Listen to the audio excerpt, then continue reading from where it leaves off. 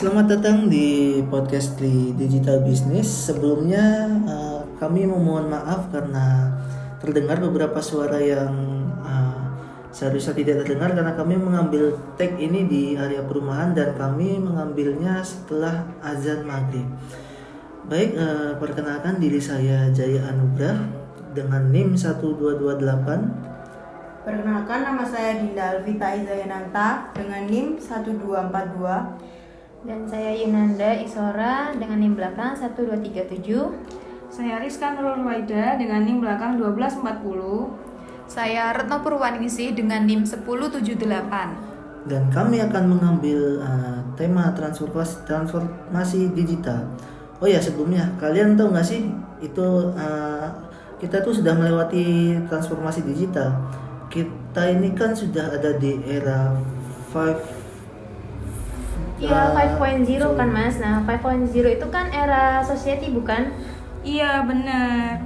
Sebenarnya transformasi digital itu apa sih, Rek? Jadi, transformasi digital itu adalah perpindahan proses analog menjadi digital dengan memanfaatkan teknologi.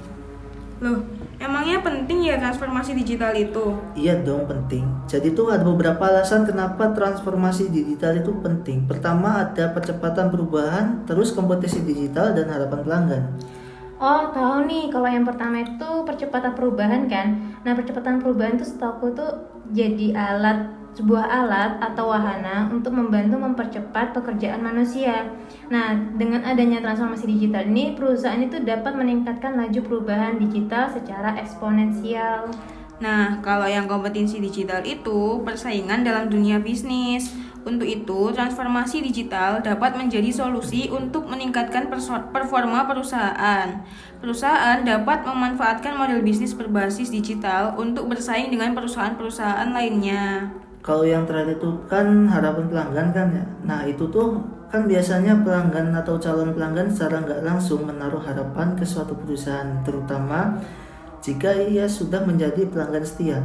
Jadi dengan adanya transformasi digital itu bisa mempermudah perusahaan dengan pelanggan untuk menjalin komunikasi yang lebih intensif untuk dapat memenuhi harapan pelanggan. Lah, Rek tadi kan udah dijelasin, berarti transformasi digital itu penting ya, pasti kan. Terus kalau penting pasti ada keuntungannya dong. Itu keuntungannya apa aja sih? Ada dong, Din. Keuntungannya itu banyak banget. Nah, kalau yang aku tahu nih, itu tuh ada mengubah pengalaman pelanggan. Terus lebih banyak wawasan yang berbasis data.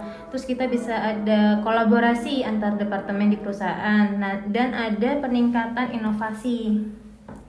Pertama kan mengubah pengalaman pelanggan. Nah, itu tuh kayak pengembangan strategi transformasi digital untuk peningkatan pengalaman konsumen akan meningkatkan performa perusahaan. Contohnya, kalau dulu kan orang sakit harus datang ke dokter. Nah, sekarang dengan adanya transformasi digital ini, orang bisa dengan mudah konsultasi dengan dokter melalui aplikasi, misalnya Halodoc. Terus yang kedua apa Mas Jaya? Iya, yang kedua itu lebih banyak wawasan berbasis data. Saat perusahaan beralih ke bisnis digital, berbagai data dapat didapatkan. Dengan memanfaatkan transformasi digital, perusahaan dapat melacak dan menganalisis data untuk pengembangan strategi pemasaran hingga peningkatan SDM perusahaan. Contohnya, manajer yang sedang di luar kota bisa mengakses data secara online tanpa harus memeriksa secara fisik. Nah, yang ketiga, kolaborasi departemen. Perusahaan yang dapat memanfaatkan transformasi digital secara optimal dapat mempermudah kolaborasi antar departemen di perusahaan. Dengan kuatnya solidaritas antar departemen, perusahaan akan menemukan SDM dengan tujuan selaras untuk mendorong perusahaan mencapai tujuannya. Contohnya, kolaborasi antar departemen pemasaran dan departemen IT atau digital untuk memperluas pasar produk.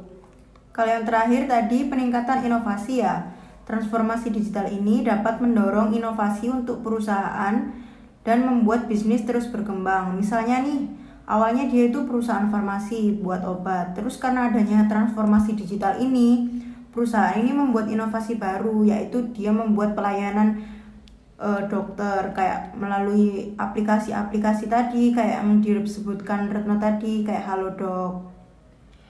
Nah, kita tuh kan kalau misalnya mau up to date sama transformasi digital tuh kan pasti perlu punya skill khusus nggak sih? Perlu punya strategi. Nah, iya nggak sih? Bener nggak sih?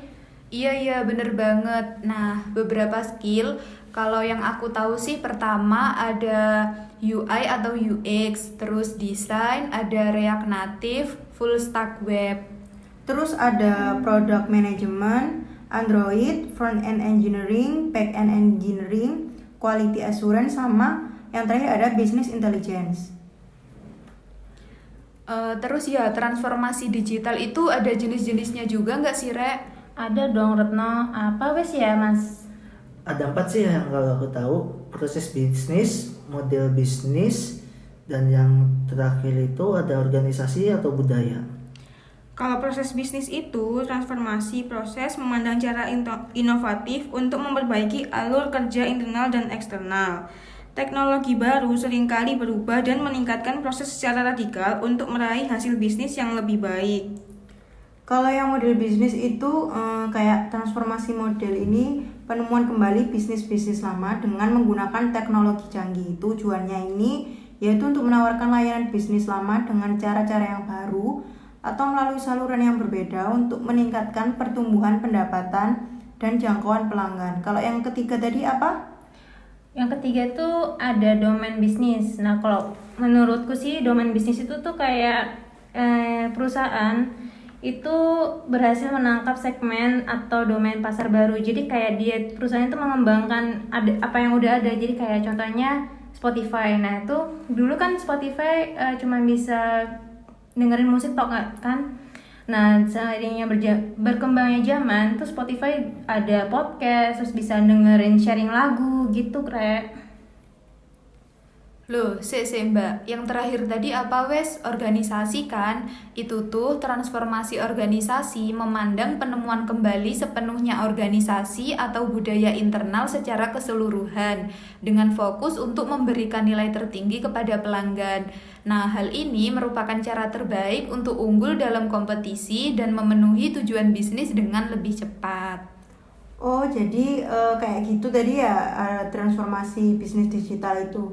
Menarik ya? Iya, setuju banget. Ternyata menarik banget ya. Nah, jadi kalian sudah paham kan transformasi digital? Jadi itu kalau kalian nanti lulus dari UNEDS ini terus mau jadi pengusaha, saranku sih kalian harus gunain transformasi digital ini. Iya Mas, jadi biar bisa ngejangkau pasar yang lebih luas nggak sih? Terus kayak biar kita nggak gaptek, biar kekinian gitu. Nah, benar-benar. Oke, Re, jadi segitu dulu pembahasan kita kali ini. Terima kasih sudah mendengarkan podcast singkat kami. See you!